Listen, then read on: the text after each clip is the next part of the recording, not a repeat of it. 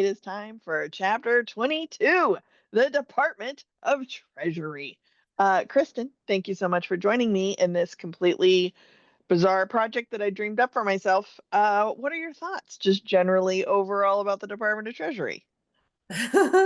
Well, first of all, I will say that I couldn't have picked a chapter that I knew less about to begin with because there's so much that it touches. It's Mhm. unbelievable.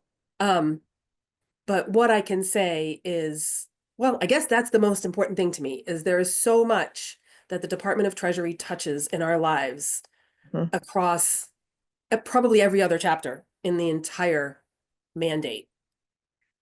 Um, Totally true. I will also admit, did not know. I knew of the Department of Treasury, but I certainly did not know what kind of things were covered. So, if yes. you don't mind, for the benefit of the two people I am not blood related to that are watching this video, I'm going to go through some of the kind of like listing of some of the things that it says it's going to talk about. And then I'm going to go through a listing of the shockingly unattached things that are inside the Department of Treasury. At least they're shockingly attached to me in my like brain, Right. just in case anyone else is also problematic. Okay, so Department of Treasury. No, then later on we'll do the shout outs that it gets from other chapters as well. Okay, Mhm. in the department is domestic finance, terrorism and financial intelligence, international affairs, tax policy. I know you and I are both going to wonk out on that. Economic policy. It is the treasurer of the US, and it has four different inspector generals. The inspector general Big Kahuna. I'm making up that last part. Tax administrators, trouble asset relief, and pandemic recovery inspector generals. Then inside the Department of Treasury are bureaus, and those bureaus exist of alcohol, tobacco, which also does firearms and explosives, except it never actually mentions explosives. A different chapter adds explosives into this, so I learned that. The IRS, I am familiar, I pay taxes. Engraving and printing, financial crime enforcement, fiscal service, the U.S. Mint, and the comptroller of currency. And just when you don't think that's enough, alcohol and tobacco tax also has a connection to the Coast Guard Yes, I have that written down. and border security. Yep. Now, in a couple of the other recordings, I have mentioned how the Coast Guard is the redheaded stepchild. I Yes. live on the ocean, so I am very familiar with what we refer to as our coasties, but they show up everywhere except the Department of Defense, which I find fascinating.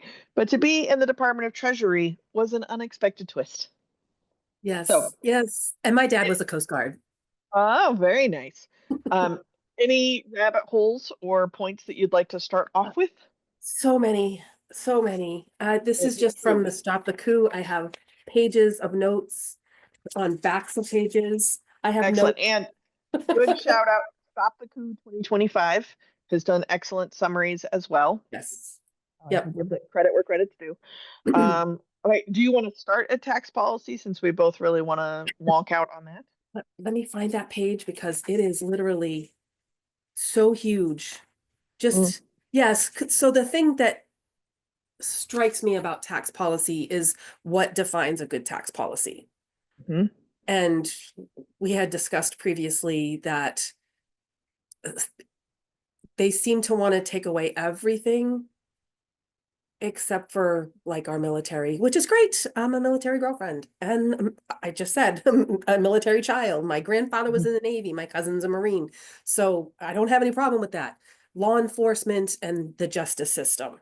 And then everything else would go back to the states. I hate that phrase, but I understand it. Mhm. So it talks about constitutionally appropriate uses for our taxes, and that was my one of my rabbit holes, one of several rabbit holes. So I did Can, some can Googling. can I add one thing and then let's talk about what you Googled and then I'll read the principles for good tax policy from the Ooh, chapter, you, oh, which okay, is that's from the it's chapter. only Okay. three bullets. But the thing I want to say, because when you talk about everything goes back to the states, I think this was in transportation chapter, but there is finally a very good accessible analogy, except it's not an analogy because this is actually one of their ideas, but we're not talking about transportation here. But I just, when they keep saying like, take everything back to the states, it's up to the states to decide. So Right. obviously, voter rights, access to abortion, like we've seen some of the Mhm. states can take this on again. But what I have noticed is that you only know the state you live in. And so it's really hard to know states that you don't experience. So here is an actual idea, just so we can really understand what it means by take it back to the states. Because when we do talk about taxes, or we talk about how alcohol, guns, firearms are being policed or not, it is fascinating to think that this could go back to the states. I'm using air quotes. Yes. So the example from the transportation chapter of Back to the States is putting transportation regulations back to the states. So that's a sentence that, okay, I understand the words of that sentence. What does that mean? Right. So what that could mean is that while you are traveling in a car across the country, you would have entirely different transportation rules state to state to state. Whereas federal rules would say that like white dotted lines mean this on a road and it means that you can pass. Right. The closest thing I can figure out to that is like whether you can turn right on a red Yeah, varies by that's a good state, one. right? So I just wanted to kind of mention that so that we can get our heads around what it means dispersing things out to the state versus having on a federal level. Okay, thank you for that little sidebar. So, principles of good tax policy. Do you want me to read the three Yeah, you dots? read so I can flip through while I'm listening. Perfect. So, chapter 22, Department of Treasury, page 695. According to it, the principles of good tax policy. There are principles governing good tax policy. That's already a claim, but let's just go with it. Okay, first The bullet point. claim. First, the tax system should raise the revenue necessary to fund a limited government for constitutionally appropriate activities. It should raise the revenue such that it A, applies the least economically destructive forms of taxation, B, has low tax rates on a broad neutral tax base, C, minimizes interference with the operation of the free market and the free enterprise. Please see my head explode. D, minimize the cost to taxpayers of compliance with an administration of the tax system. That is one bullet, friends. Two more bullets. Second, the tax system should minimize its adverse impact on the family and the core institutions of civil society. Head explode. See, did you see that? Three, the tax system should be applied consistently with the special privileges for none. I'm going to repeat that, for the special privileges for none and respect taxpayer due process and privacy rights. All right, bring it on, Google search. What'd you find? So there were several.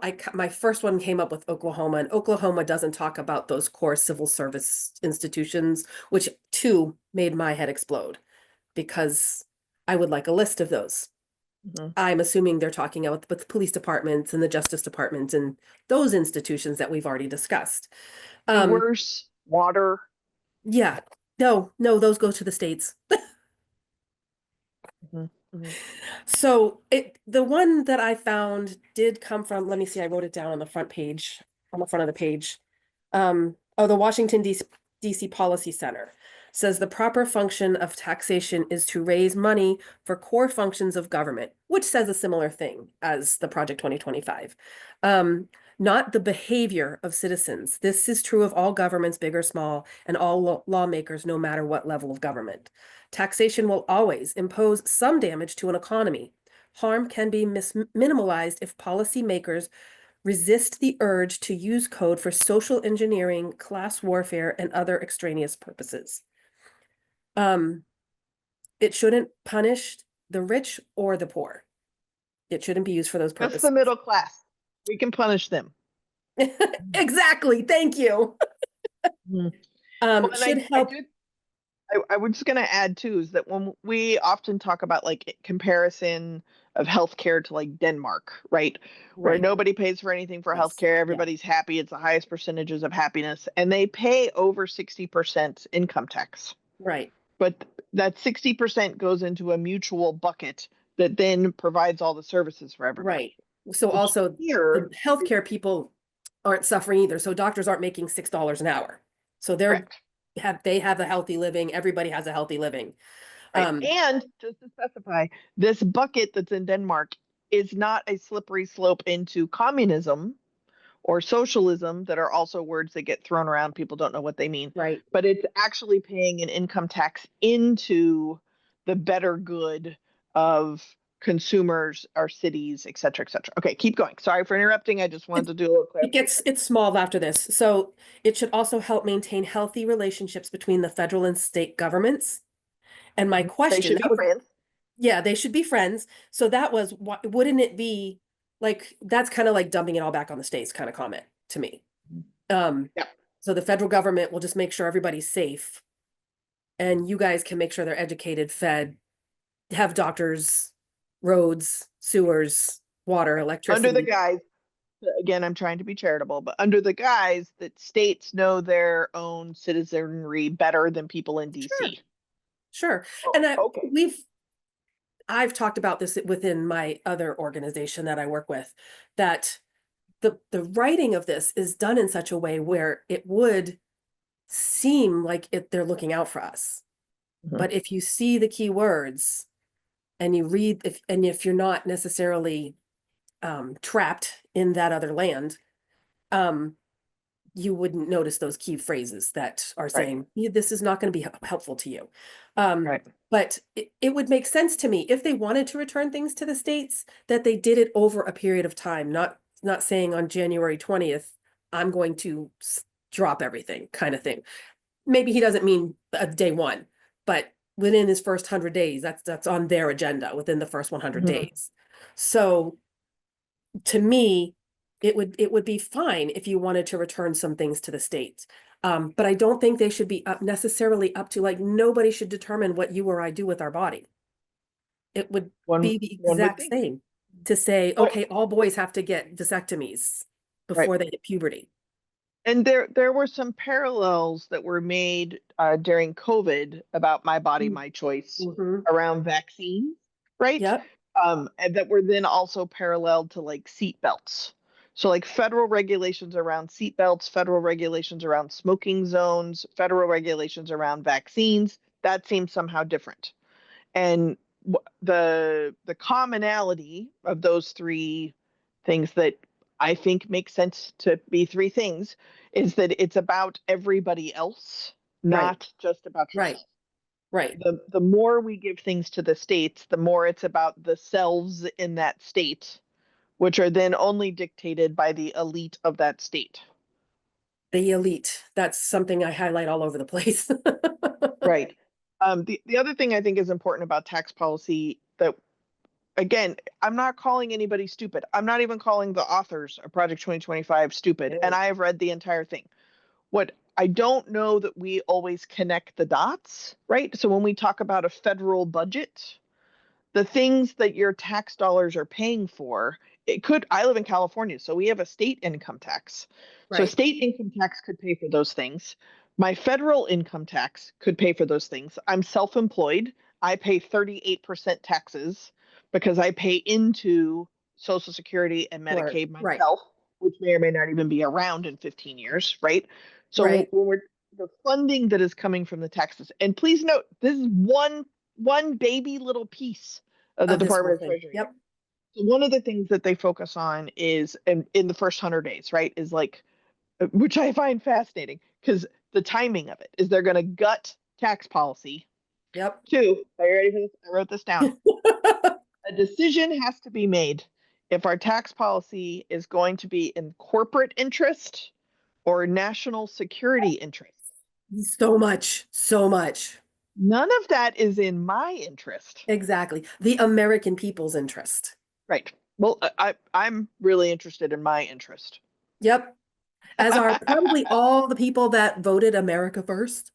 Yeah. They're not So interested in corporate yours or mine. or national security. Yeah. And for the most part, the baseline in Project 2025 is that we put America first. So national security isn't even global security, Right. it is America first. That is, pun 100% intended, trumping corporate interests, which have always trumped individual family interest, Yep. even though it says family's interest. Oh, yes, Mhm. it does. But this is also why one of the suggestions, I'm broadening out now from tax policy, is that one of the first things that the most of the departments have some global organization that they have to withdraw from, Yep. whether Oh, it's Paris yes. Agreement, NATO. In this case for Treasury, it's the World Bank and the World Bank and International IMF. Monetary Fund. Yeah. Yep. So the liberally progressive people have been protesting in front of IMF and World Bank, WTO meetings for years. And that is about like global colonization and doing bad Yes. economics all around the globe. And so I feel like this is when what is so-called Antifa and MAGA is gone full circle, right? Is that they're almost on the same page, but Yep. for very different. Same page, just different sides. Yeah. What are your thoughts on that? Um, I agree 100% with that, that it's gone full circle because while the intentions, the mission stated by the World Bank and the IMF both state that is for the national security and global security in both cases, and the betterment for people, economics wise, people, obviously, the global colonization thing is huge. And they call it in the document, they call it a left wing think tank, a left wing Mhm. think tank. And the what they call the left wing, which is really the Antifa thing, is right in step, lockstep, goose Right. step. So you have the Heritage Foundation calling the organizations that they also call Antifa are protesting, but Yes. they call the members and participation of those organizations Antifa. Yeah. Ver- Antifa is anti-fascist. Right. Right. So Exactly. you can't be fascist and anti-fascist. That Right. doesn't. That's Right. Latin really matters, and that prefix, pesky prefix of anti, really matters here. Um, And like we some have of to the. Oh, we go have ahead. to clarify too that Antifa is not a real thing.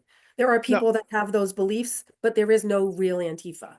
And people don't correct. understand that. Those people don't understand that. Common sense people do.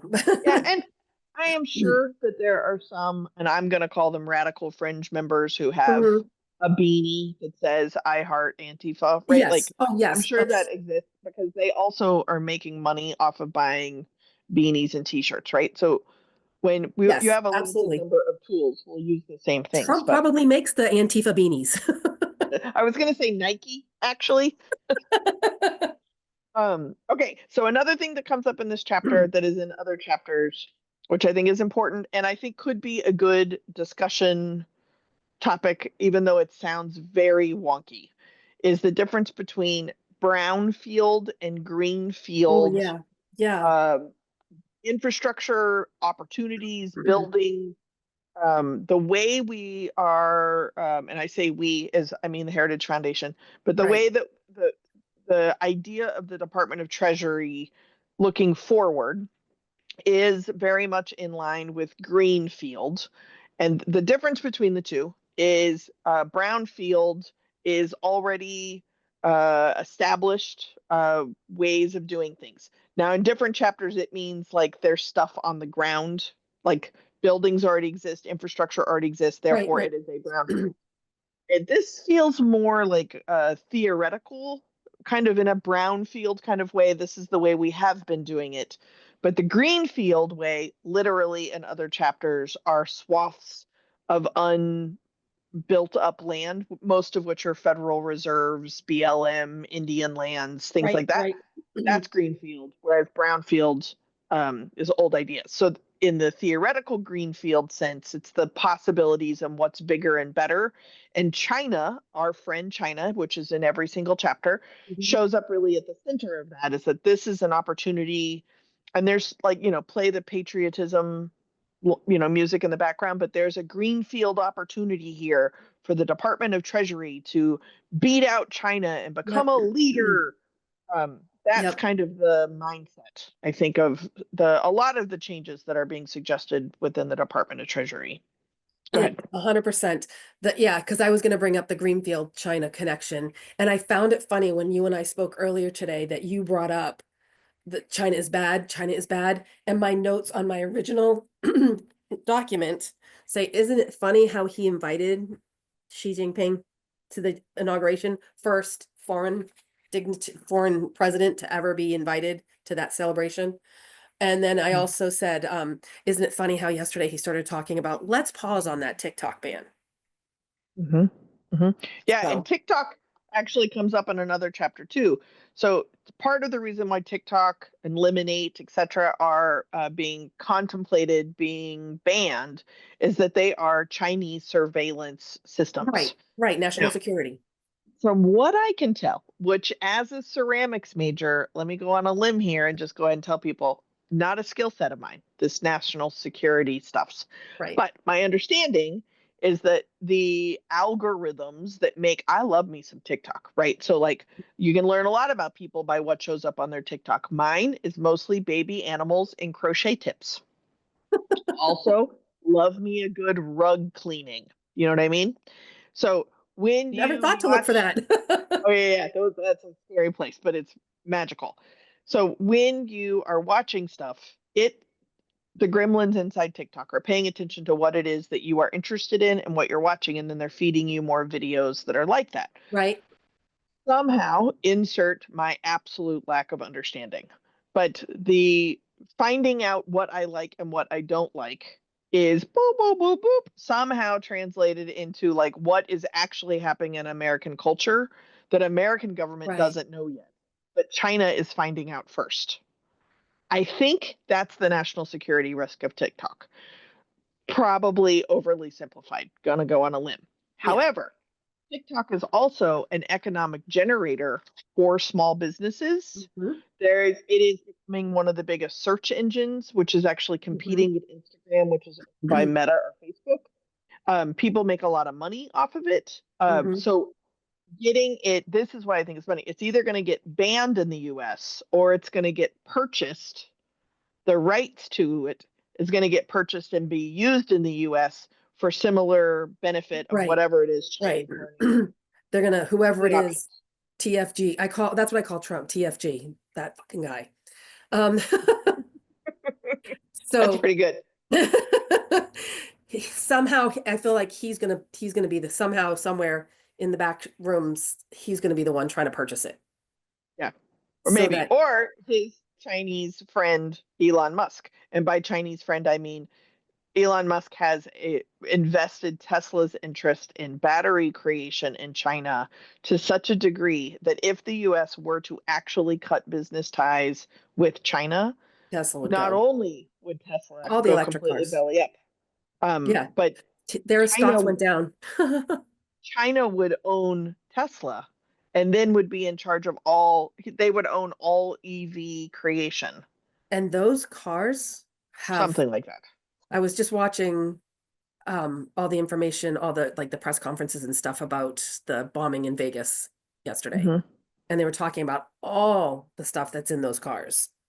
And I Hmm. can't imagine there isn't some sort of artificial intelligence that's gathering information in those cars.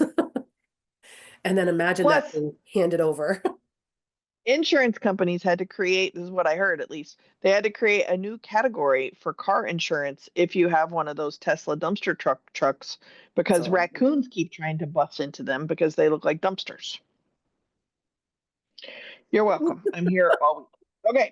So the other thing that came up with China and TikTok for the Department of Treasury is in the Small Business Administration chapter, oh, it okay. says that somebody from the Small Business Administration chapter needs to be connected to or in direct communication with the person in charge of the Department of Treasury, because there needs to be an alignment there that whatever these changes are, tax codes, Mhm. rules, things like that, need to also be in line with what's best for small business, because that's what we're trying to do, small business.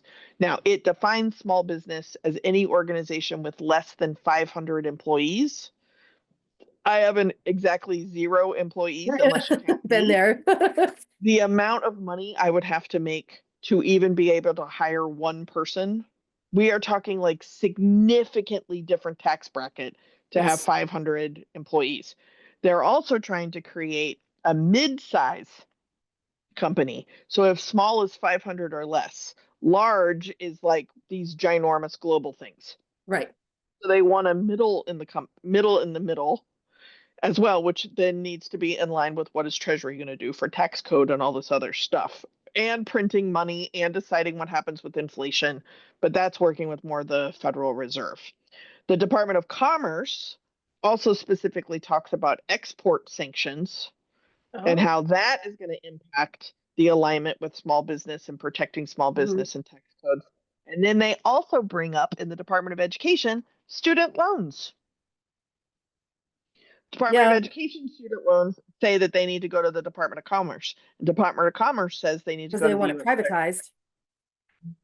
So Yeah. no such thing as federal student loans anymore. It's all going to be private. They've gone, a lot of student loans are privatized these days, but there is Mhm. still Fannie Mae and Fannie Right. Mac. But They're suggesting privatized and one office to be created to handle all of them.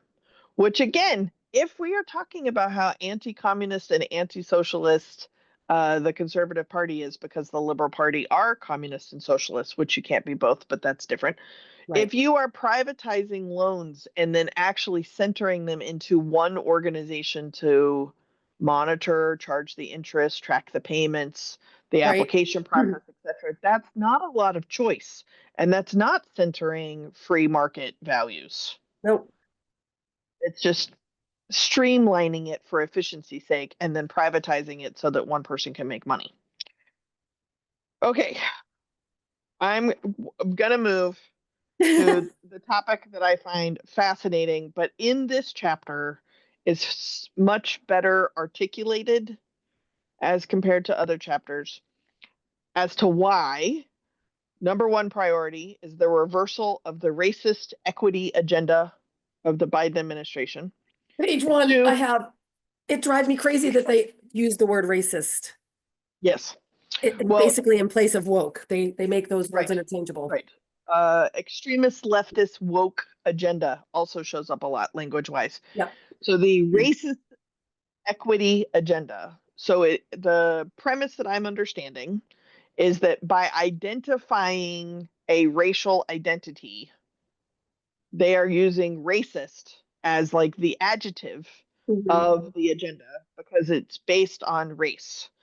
The equity piece is the unfair application and treating people differently. So then these agendas are discriminatory because to treat people equitably, you have to treat people differently. So in the same chapter, and I truly mean this in like an intellectually charitable way. So in the same chapter, racist is being used as an adjective for an agenda that identifies a racial or ethnic category, which would be easy for me to say, like, that's not really one, what that word means, or two, Right, what the agenda is doing. But don't speak too soon, because the next sentence is talking about how an equitable agenda is discriminatory based on race, which is really kind of reverse racism ideology. right. So they do know what the word means. It's like it feels like they were at like a word count limit. And so they just had to call it like a racist equity agenda. So Yep. there's a lot packed into those 3 words. So this chapter does do a much better job of truly explaining to me, the reader, that this was not intended for, right? Is that racial equity is racist. Race, ethnicity, sex, and inside sex, they link sexual orientation and gender identity, which footnote implies that they know those three things are different, Right. except they can't know that those three things are different. Otherwise, they would be supporting a gender identity agenda. Right. So, race, ethnicity, sex, by identifying those and then giving certain ones of these special treatment, it is for equity, whatever the bad word is, it is therefore racist. How's Yes. that for a convoluted straight line? It's so much. And the only other problem with that is the only reason those things have to exist is because people that were different than the white conservative Christian men, cis conservative Christian men, we wouldn't have needed it if everybody wasn't being overlooked for those same people. Whether Right. it was college entrances, whether it was a job, whether it was an apartment, whether it was healthcare, Right. none of it would have been needed if. So, and I would even say, like, when the Supreme Court overturned affirmative action, I agree. It would be great to not need these things. I agree that states shouldn't have babysitters to make sure they're not discriminating against who has right access to vote. Yes, I would love to live in that world, Right. but we don't. No, 100,000% we don't, and we We don't live won't. in that world. So, two things that you brought up that I think are relevant here is number one, the focus. We're many paragraphs in now, but one of the focus of the Department of Treasury is to make things easier for American families. Okay. Footnote: American families means a birth father, a birth mother who are married and conceived their own children. That Yep. is an American family. Naturally conceived their own children. 100%. Naturally. I'm Because sorry. IVF Yes. is out the door too. IVF is out the door. Although they do in the book, they do talk about adoption at some point, which they didn't conceive those. But like, what am I doing following up on like little factoids? Like, don't be annoying. But families are supposed to create wealth, and that needs to be at the center of the Department of Treasury. So if you are the type of person that would love to create wealth, except you have to pay rent and you don't know how you're going to do that, And a car payment. right? There's a childcare. It That's where this equity thing comes in, is the Right. access to this amazing idea. That would be great. Same Right. thing with a universal savings account. Well, that sounds great. A Right. universal savings account allows taxpayers to contribute up to $15,000 But that's their adjusted for replacement inflation.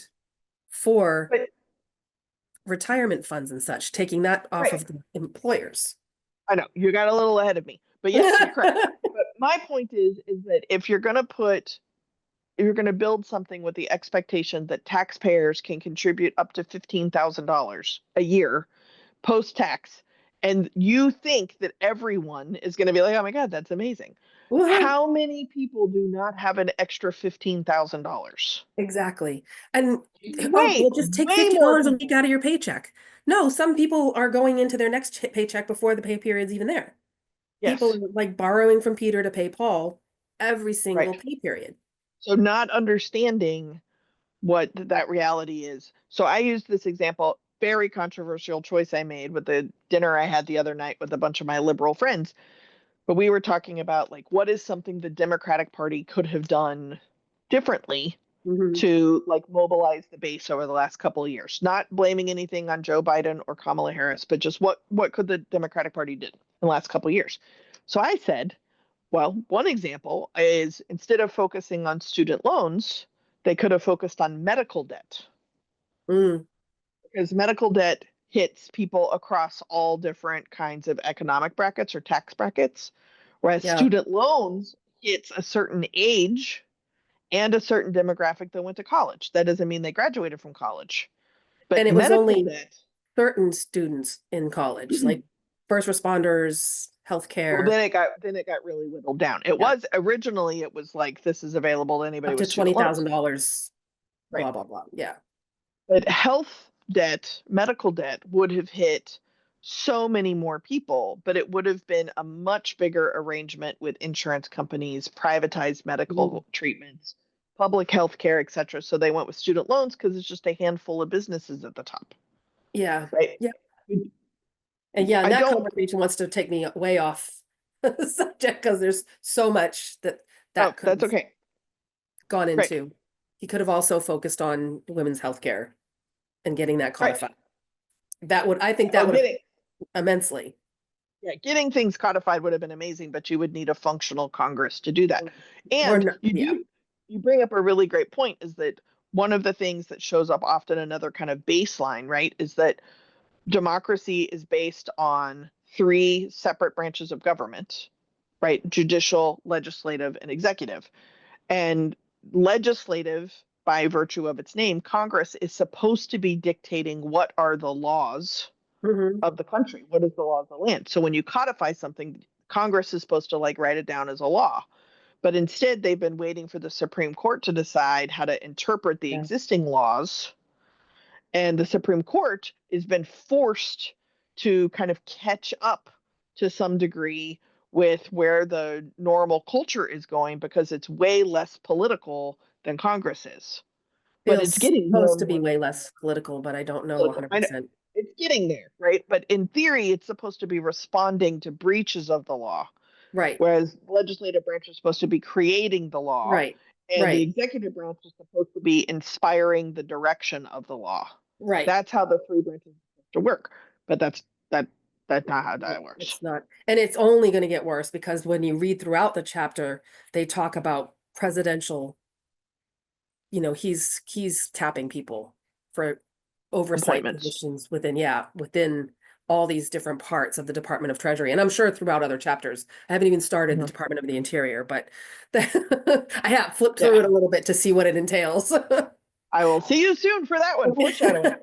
Yeah, the But yeah, one thing. all the power grabbing and I mean, look at what he's done already for cabinet picks and Doge, people that have absolutely no point, no place, no experience in being in some of those positions, and now putting them into Department of Treasury places where they would obviously be loyal to him and do what he wants. Right. So I guess maybe they don't really need experience or Well, knowledge. and what's interesting is that even talking about the mint, fiscal services, the engraving and printing, deciding how much money to actually print. I didn't know No, they were separate. The mint and engraving and printing. oh, yeah, yeah, yeah. I didn't either. I learned that too. What is interesting in this chapter in comparison to other chapters is that it doesn't spend the Department of Treasury chapter does not spend as much time talking about this kind of convoluted circle that shows up in other chapters around. I'm going to use words that are going to make your head explode. I'm sorry, but also foreshadowing to the reading you're going to do in the interior is that the priority is on quote nonpartisan civil servants Oh, that are loyal to the president's agenda. yeah, but that's nonpartisan. If you are loyal to the president's agenda, that's not nonpartisan. That's not what that Right, word means. So I keep right. calling it the Princess Bride theory. You keep using this word, but that is not what that word means. All right. Okay. Yes. Next piece that's not awesome is we talked about the racist equity agenda. I can't even say that with a straight face. So the next one is we're talking about the climate hub and eradicating the anything related to climate change. Energy, yeah. Now, here's my attempt again to be charitable. If I title the chapter Department of Treasury, I wouldn't have expected climate stuff to be involved in the Treasury. Okay, and look, there it is. But it is also the case that the US government has embedded this quote racial equity agenda and the quote climate agenda in every single department and agency because it's something the entire country at one point has felt important, has made it Right. a priority. So Janet Yellen, who's the current header upper of the Department of Treasury, it's the number one priority about the future of the world, the future of the It condition of the is. world. So when making choices and decisions about how to spend money or how to get money or how to print money or what to do with that money, the at the center of it has been the climate and racial equity, which I'm going to say as a pinko commie liberal, if I didn't really understand what those two things meant and it's being quote misunderstood and shoved down my throat at the Department of Treasury, I can sort of understand of why you would be like, this is too much. This is too far. Yeah. Because even my clients, they might have like a single office that does it, so then no one else feels responsible for it. So eradicating climate hub, immediately getting out of the UN and the Paris Agreement withdraw, and then saying you are not getting back into the UN or the Paris Agreement until other countries start upholding their treaties. Mm. Then all of a sudden in my mind, now there's a financial piece involved. Like now it somehow came full circle to understand why the Treasury shouldn't, if you don't prioritize those two agenda items, then it makes sense to me now why the Treasury shouldn't be supporting being Right. in global agreements where your treaties are not being held up. It's a bad investment because of course we're only focusing on ROI. How did that land on you? I'm a climate change person. I was I was doing protests back in the 90s. Way before Um, Greta was even born. exactly, exactly. And I'm a diver, a scuba diver. So I've also been that person that could see the changes underwater, the dying of the coral reefs, the bleaching, and all those kind of things. So I kind of have um an open heart for it, but also I kind of tend away from anything that denigrates it. So Mhm. climate change to me does fit everywhere because when you think about things, growing food across the world affects our economy. It affects the economy worldwide. When people can't grow grains to make bread, look what happened to everything with Ukraine and Russia. Right. Prices went Still up. happening. Yeah. Exactly. Prices went way up. Actually, eggs are Mhm. at like $5 now for the regular eggs, but that's not having to do with that. That's bird flu. Um, but that's another thing, if we're not paying attention to our planet, we have nothing. And to me, all that does work into economy, works into a Mhm. healthy state of life for all humanity. And that affects us. We're not, excused from that by any stretch. So Right. for me, I just, it should have been, I think it should be everywhere. So I feel differently in Well, that respect. but I think it's really helpful. I mean, I don't think you're wrong. For me, at least, it was very, very helpful to understand how it got everywhere.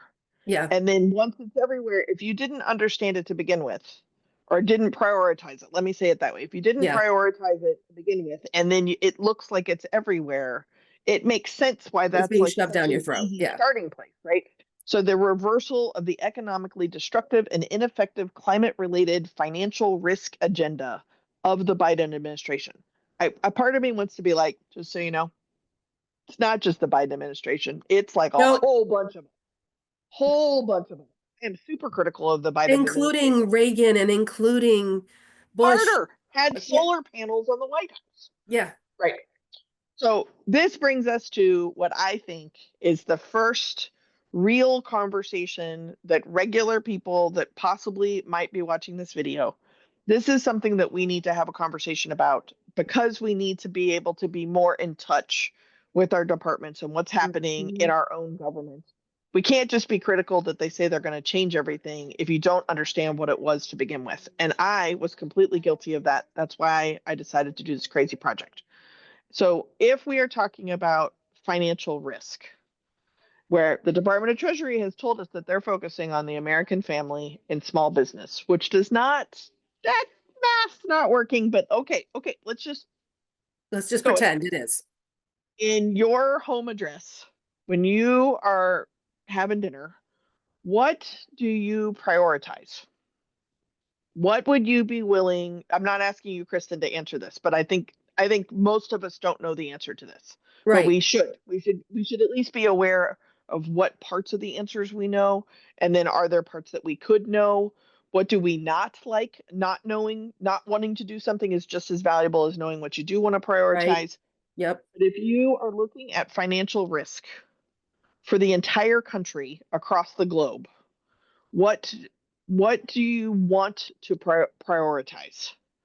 And if we can start answering those questions before they get taken away, right. then we know what we need to be fighting for.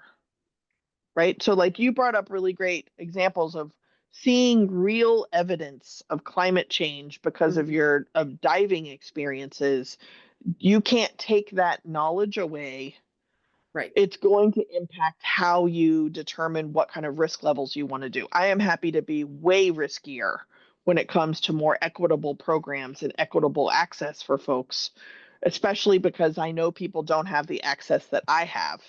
Right. Not just about I don't have access that some people have. There are people who don't even have this.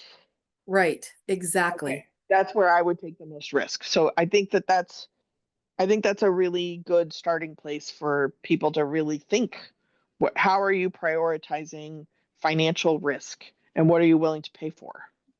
Yep. Yeah, that's a good question. That's probably something I'm going to write down and do when we're done with this. That'd be great.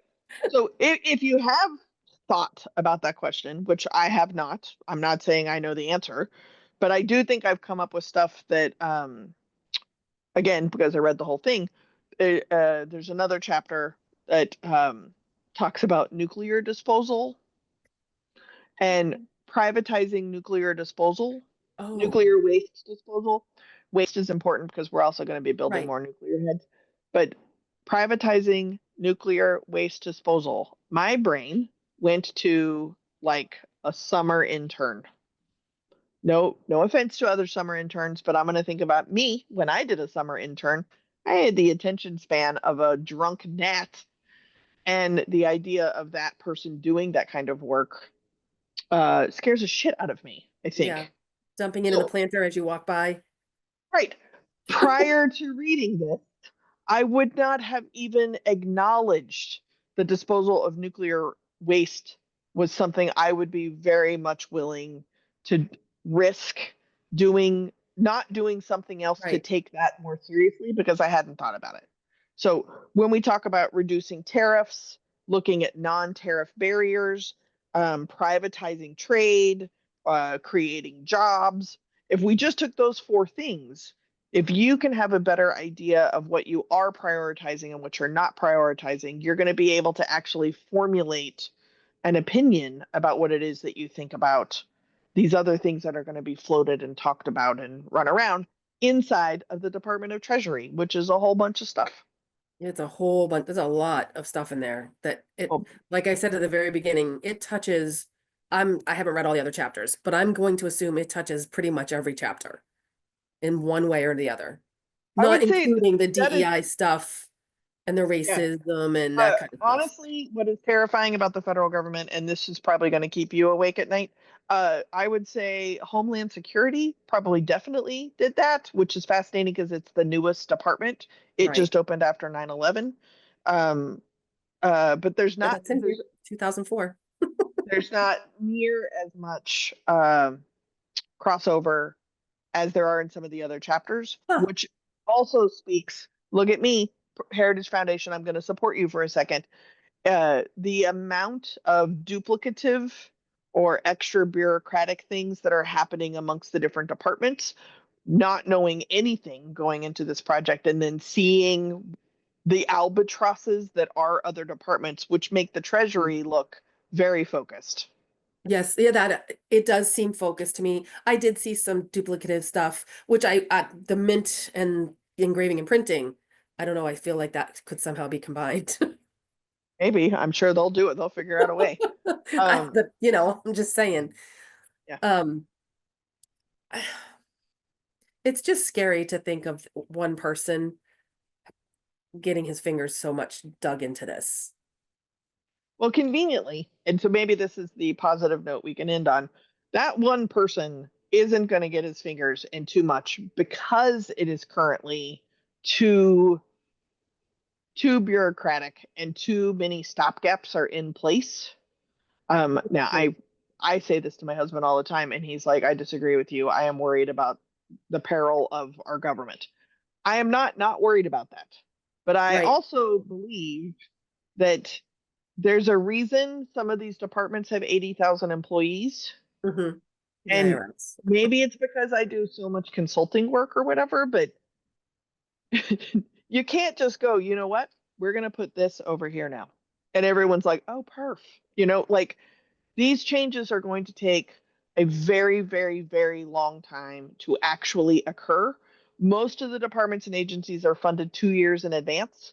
So like the budget that just happened has immediate impacts of keeping the government open, but its actual spending stuff is 2 years out for Right. most of the departments. Yeah.